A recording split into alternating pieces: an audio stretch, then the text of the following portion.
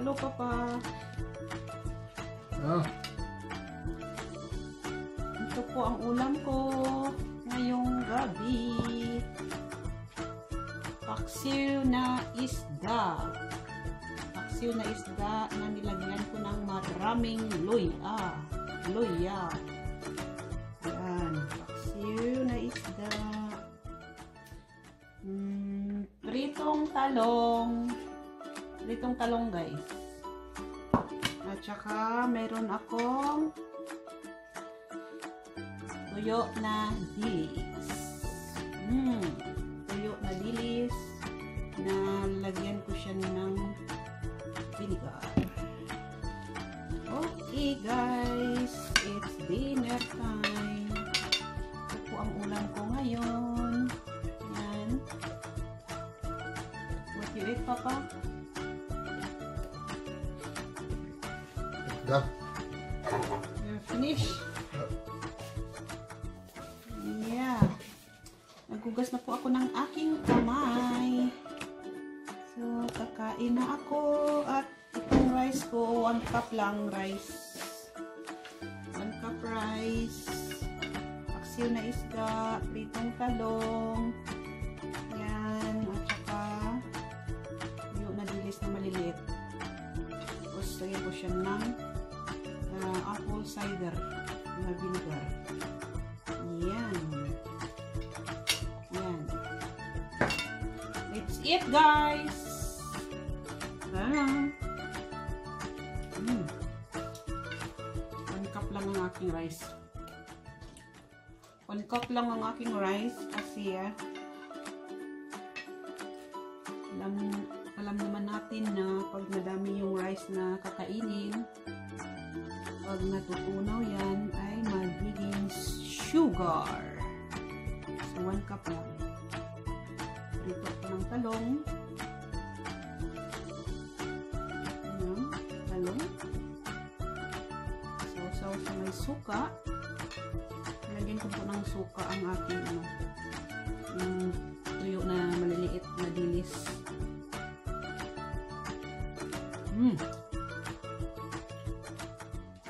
Sarap!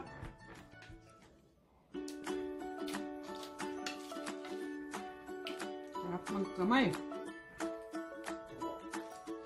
At ito ang aking paksiw na isda na nilagyan ko ng maraming luya. Yan, luya. Luya.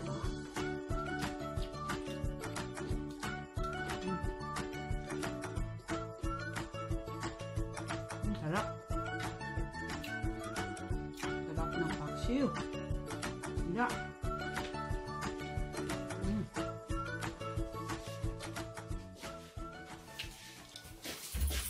Tapos nang kumain ang mga kasama ko dito kasi iba yung pagkain nila. Ang aking kulit ay yung yung kinain niya. Meatballs with tomato sauce. At saka yung sa tawa ko ay gulay na may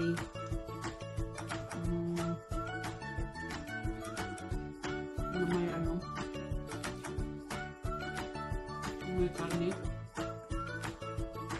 Ang sarap ng sarap ng pritong dilis na tuyo na dilis. Maliliit. Pinarito ko lang.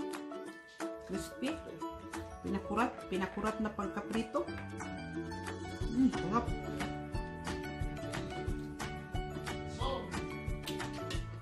Pag ganitong ulam, ay mapapasarap ka talaga. Yan.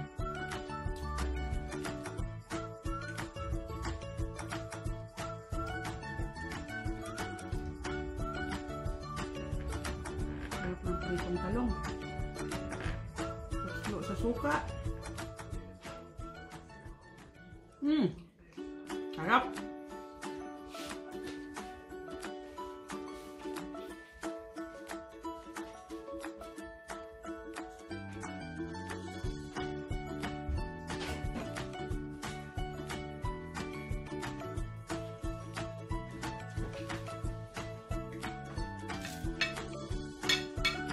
hindi maalat yung ano, hindi maalat yung tuyo na dilis, yung maliliit, hindi maalat.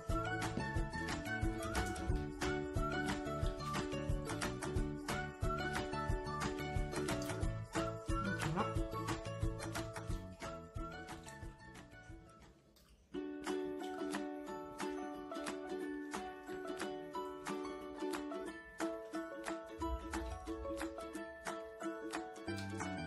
Grabe ang ano dito guys, ang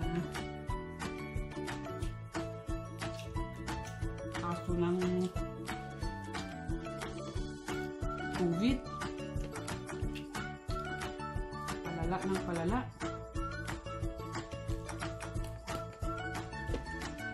Ano na naman ang ano, Germany, nag-lockdown na naman. Baka dito mag-lockdown na naman ulit. Diyos ko Lord, kailan pa ba ito matapos?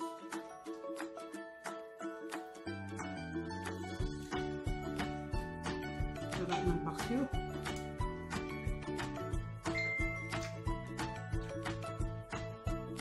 Ang sarap ng paksiw. Nilagyan ko siya ng maraming luya at saka bawang. At niluto ko lang siya ng ano, niluto ko lang siya sa suka. Suka lang yung ano niya, sauce. Yan. At saka yung vinegar na ginamit ko ay ano, apple cider. Apple cider kasi ang ginagamit kong ano, vinegar dito. Ayan. Masarap ito. Ang sarap ng isda.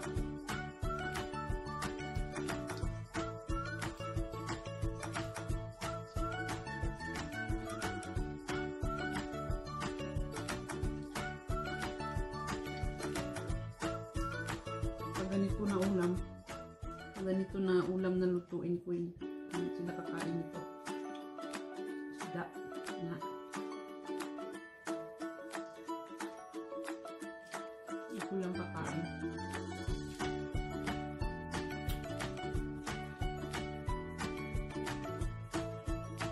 Minsan,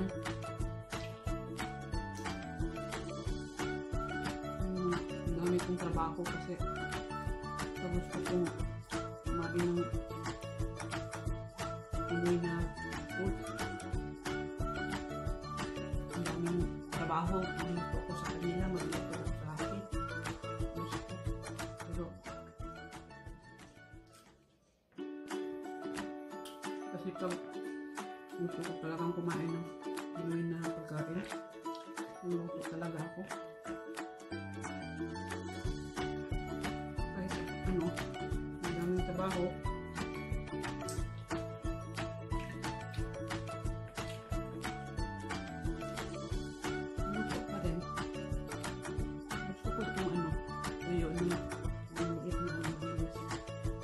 maalat.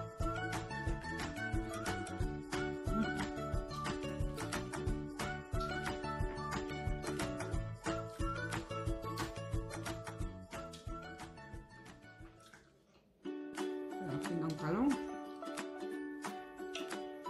Ang talong, piritong talong.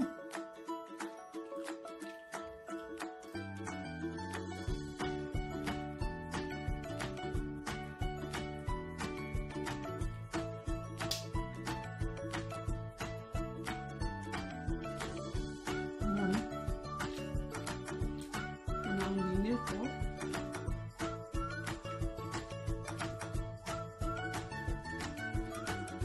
Hindi magtatrabaho pag may sa bahay magluto. Yun ang buhay. Kahit pagod.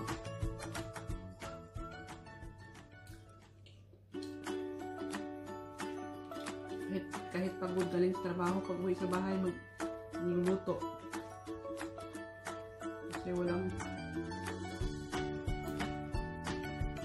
ibang mag-ano, walang reklamo kasi wala pa namang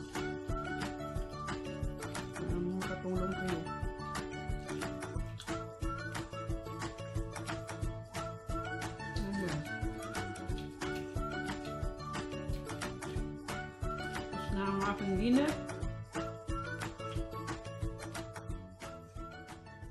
Yung lechon. Lechon. Paksiw na isda. Paksiw na isda. Pritong talong. At saka pritong tuyo na maliliit na dilis. Crispy. Hindi maalat. Tapos sausaw sa suka. Yan guys. Tapos na akong kumain guys. Tapos ito ang aking last na pineapple. Yeah, pineapple.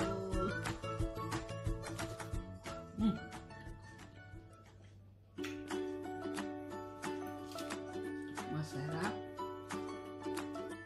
Sobrang sweet.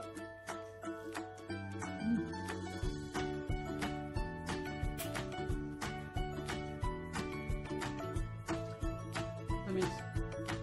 Tamis yung pinya.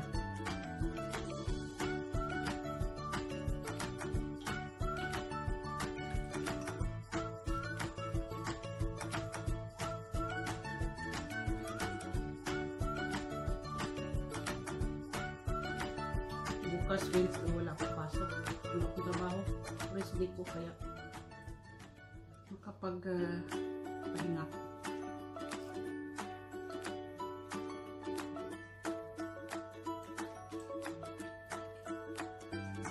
Apat na araw lang ako magtatrabaho sa linggo. Wednesday na sa bahay lang ako kasi yung anak ko half-day lang yung niya school. Kaya ang kinuha kong Wednesday ay Wednesday.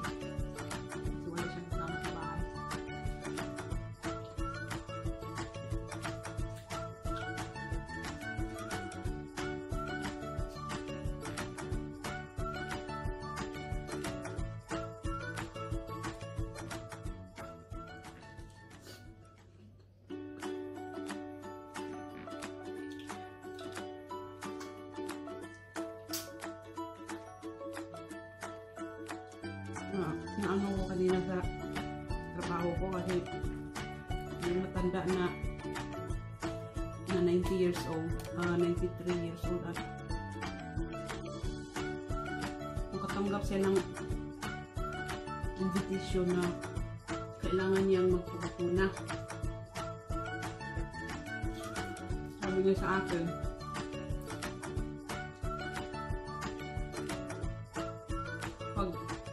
baka daw magpabakuna siya. Hindi siya na ano sa COVID. Baka daw sa after ma-inject niya mamatay na daw siya. Kaya ayaw daw niya magpabakuna. Kasi baka hahaba pa daw ang buhay niya hanggang 100 years. Kaya hindi siya magpabakuna. Kaya nagano siya sa doktor na ayaw niya magpapakuna. Sabi ng doktor na sabi daw ng doktor sa kanya na kailangan mo magpabakuna kasi para safety ka. Sabi daw niya sa doktor, ayaw ko magpabakuna kasi baka yan ang ikamamatay ko imbis na mabuhay pa ako hanggang 100 years. Tatawa ko sa kanya. Sinabi ko sa kanya, ay na ako, tapos na ako magbakuna. Wala namang hindi ka matakot kasi yan para ligtas ka sa virus. Hindi daw siya naniwala sa virus. Wala daw virus. Tawa na lang ako. So tapos na akong kumain guys. Yan. Tapos na akong nag-dinner. Yung dinner ko. So busog na. At thanks for watching. Bye bye. Bye guys. Thanks for watching.